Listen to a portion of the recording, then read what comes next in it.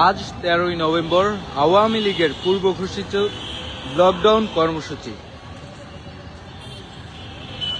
মানবতা বিরোধী অপরাধের মামলায় ক্ষমতাচ্যুত প্রধানমন্ত্রী শেখ হাসিনা সহ সাবেক স্বরাষ্ট্রমন্ত্রী আসাদুজ্জামান খান কামাল সহ 3 জনের রায় ঘোষণার তারিখ আজকে 13ই নভেম্বর। এই 13ই নভেম্বরকে কেন্দ্র করেই কিন্তু রাজধানীর ঢাকাতে অস্থিতিশীল করতে কিন্তু একটি সন্ত্রাসী গোষ্ঠী কিন্তু আসলে বিভিন্ন অপ্রীতিকর ঘটনা কার্যক্রম পরিচালনা করছেন। দর্শক, যেমনটি জানাচ্ছিলাম যে আসলে 13 তারিখের লকডাউন কর্মসূচি ঘিরে কিন্তু আসলে গত 3-4 দিন যাবৎ ঢাকাতে বিভিন্ন জায়গায় কিন্তু ককটেল বিস্ফোরণ সহকারে গাড়িতে অগ্নিসংযোগের ঘটনা ঘটে এবং সেই অগ্নিসংযোগের ঘটনায় কিন্তু জনমনে বেশ আতঙ্ক সৃষ্টি হয়েছে এবং মানুষের একটি দ্বিধায় ছিল যে আজকে শাহবাগে কি হবে বা অথবা শাহবাগ বা ঢাকার যে সকল গুরুত্বপূর্ণ জায়গা আছে সেই জায়গাগুলোতে কি হবে, কি হতে যাচ্ছে লকডাউনে কেমন কর্মসূচি পালন করা হবে বা লকডাউনে কি দেখা যাচ্ছে। আপনারা দেখছেন যে এই মুহূর্তে শাহবাগে লকডাউন কর্মসূচি ঘিরে কোনো প্রকার অপ্রীতিকর ঘটনা ঘটেনি, তবে যান চলাচল স্বাভাবিক আছে এবং সাধারণ যে জনগণ আছে তাদের কিন্তু চলাচলও স্বাভাবিক আছে। ওইরকম কোনো অপ্রীতিকর ঘটনা ঘটেনি, তবে গত 2-3 দিন যাবৎ কিন্তু একটি সন্ত্রাসী গোষ্ঠীর যে তৎপরতা, সেই তৎপরতা কিন্তু চলেই যাচ্ছে। যেমন গত 2-3 দিন যাবৎ বিভিন্ন স্থানে ককটেল বিস্ফোরণ, গাড়িতে আগুন জ্বালানো এমন ঘটনা ঘটিয়েছে। সেই ঘটনাকে কেন্দ্র করে কিন্তু ঢাকা শহরে বিভিন্ন জায়গায় আইন শৃঙ্খলা রক্ষাকারী বাহিনীর সতর্ক অবস্থানে আছেন।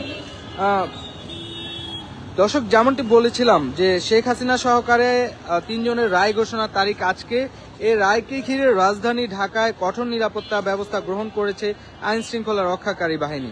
সম্ভাব্য নাশকতা ও বিশৃঙ্খলা ঠেকাতে আজ সকাল থেকেই রাজধানী বিভিন্ন গুরুত্বপূর্ণ স্থানে অতিরিক্ত পুলিশ, র্যাব এবং বিজিবি সদস্য মোতায়েন করা হয়েছে। ইতিমধ্যে ঢাকায় 14 প্লাটুন বিজিবি মোতায়েন করা আছে এবং এই মুহূর্তে দেখছেন যে শাহবাগের যেই জুলাই আগস্টে শহীদ হয়েছে সেই শহীদ স্মৃতিস্তম্ভর পাশে কিন্তু 2টি গাড়ি বিজিবি মোতায়েন করা আছে। তার সামনেই কিন্তু আসলে পুলিশের এপিবিএন সদস্য মোতায়েন করা আছে। কোনো প্রকার আইন শৃঙ্খলা অবনতি যেন না ঘটে সেই জন্য তারা কিন্তু সোচ্চার আছেন এবং তার পাশেই দেখা যাচ্ছে যে পুলিশের অবস্থান যেন শাহবাগ ঘিরে কঠোর নিরাপত্তা চাদরে বেষ্টনী দিয়ে রাখছে। শাহবাগ কেন, ঢাকা শহরকে পুরো নিরাপত্তা বেষ্টনীর চাদরে রেখেছে এই আইন শৃঙ্খলা রক্ষাকারী বাহিনীরা, যেন কোনো প্রকার অপ্রীতিকর ঘটনা না ঘটে। এই ক্ষেত্রে এখানে দেখা যাচ্ছে যে পুলিশ সদস্যদেরকেও দেখা যাচ্ছে যে বিভিন্ন মোটরসাইকেল এবং বিভিন্ন সন্দেহজনক যে সকল গাড়ি আছে তাদেরকে দাঁড় করিয়ে কিন্তু তল্লাশি চালাচ্ছেন, এমনটি দেখা গিয়েছে এখানে।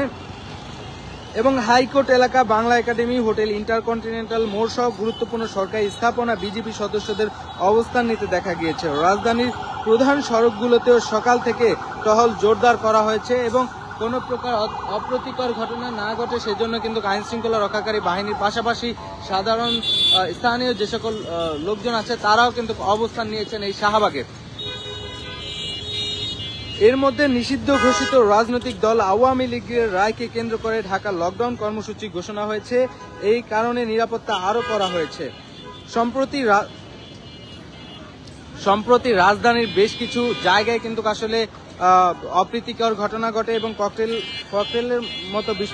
বিস্ফোরণের মতো ঘটনা সহকারে অগ্নিসংযোগের ঘটনা ঘটে। দর্শক, যেমনটি জানাচ্ছিলাম যে আসলে ককটেল বিস্ফোরণের যে বিষয়টি গতকালকে কিন্তু রাতে ফ্যাসিবাদী গুম, খুন ও লুটপাট নিয়ে ডকুমেন্টারি ফিল্ম প্রদর্শনা চলে ঢাকার বিভিন্ন স্থানে 10টি পয়েন্টে। টিএসসি, ঢাকা বিশ্ববিদ্যালয়, Rabindra Sarobar, Shah Bahadur park, Mirpur Pallabi, Uttara 13 number sector এবং Uttara Jamjam tower, Mohammadpur, Hatirjheel, elephant road এবং হাতিরঝিল রামপুরা যে ব্রিজ সেখানে সেই সময় কিন্তু ফ্যাসিবাদী গুম, খুন ও লুটপাটের নিয়ে ডকুমেন্টারি প্রদর্শনী চলাকালীন অবস্থায় কিন্তু ঢাকা বিশ্ববিদ্যালয়ের টিএসসি এলাকায় কিন্তু 2টি ককটেল বিস্ফোরণের ঘটনা ঘটে। এতে জনমনে আতঙ্ক সৃষ্টি হয় এবং এরপরেই কিন্তু আসলে জনমনে আতঙ্ক সৃষ্টি হওয়ার পরে কিন্তু আসলে মানুষ প্রচুর সেখান থেকে টিএসসি এলাকা থেকে সরে যায় এবং একটি বাইকের ইঞ্জিনের উপরে একটি ককটেল বিস্ফোরিত হয়, সেক্ষেত্রে বাইকের ইঞ্জিনটি ব্লাস্ট হয়ে গিয়েছে এবং ঠিক তখনই কিন্তু আসলে রাত 10টার দিকে 10টার আগে যখন এই ফ্যাসিবাদী গুম খুন লুটপাট নিয়ে ডকুমেন্টারি প্রদর্শনী করা হয়েছিল রবীন্দ্র সরোবরে, ঠিক তখন কিন্তু এই উদ্বোধনী করেন উপদেষ্টা আসিফ মাহমুদ সজীব ভুঁইয়া সহকারে রাষ্ট্রের অন্যান্য গুরুত্বপূর্ণ ব্যক্তিরা এবং তার সাথে পুলিশ, সেনাবাহিনী এবং অন্যান্য আইন শৃঙ্খলা রক্ষাকারী বাহিনীরাও ছিল। তখন দেখা গিয়েছিল সেখানে যে রবীন্দ্র সরোবরে ব্যাপক আইন শৃঙ্খলার বা ধানমন্ডি এলাকায় ব্যাপক আইন শৃঙ্খলা রক্ষাকারী বাহিনীর উপস্থিতি দেখা গিয়েছিল। সেই আইন শৃঙ্খলা রক্ষাকারী বাহিনীর চোখ ফাঁকি দিয়েই কিন্তু আসলে দুর্বৃত্তরা রবীন্দ্র সরোবর যখন এই ডকুমেন্টারি প্রদর্শনী ছিল তখন কিন্তু আসলে ককটেল বিস্ফোরণের ঘটনা ঘটে রাত 10টা নাগাদ। তখন কিন্তু জনমনে আতঙ্ক হয় এবং ককটেল যে বিস্ফোরিত হয়, সেই ককটেল বিস্ফোরিত হওয়ার পরে সেখানে রবীন্দ্র সরোবরের যে ফুড কার্ট ছিল, সেই ফুড কার্টে যে লোকজন ছিল সেই লোকজন কিন্তু সেখান থেকে সরে যায় এবং তারা সেখান থেকে সরে যেতে বাধ্য হয়, কারণ তাদের মনে আতঙ্ক সৃষ্টি হয়েছে কখন কি হয় না হয় আজকের এই লকডাউন কর্মসূচি ঘিরে। কিন্তু দেখা যাচ্ছে যে আজকে সকাল থেকেই বেশ কিছু ঢাকার বেশ কিছু পয়েন্টে গিয়েছিলাম এবং জানার চেষ্টা করেছিলাম, দেখেছিলাম যে আসলে ওইরকম কোনো অপ্রীতিকর ঘটনা ঘটেনি।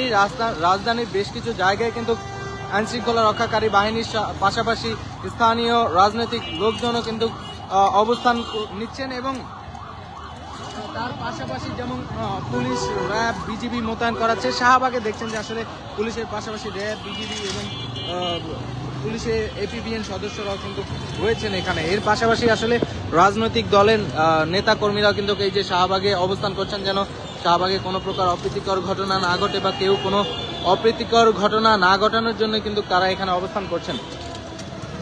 দর্শক, আমরা একজনের সাথে কথা বলবো যিনি জুলাই আগস্টের খুবই পরিচিত মুখ, যিনি আসলে এই আওয়ামী লকডাউন কর্মসূচিকে কেন্দ্র করে কিন্তু আসলে শাহবাগে অবস্থান করছেন।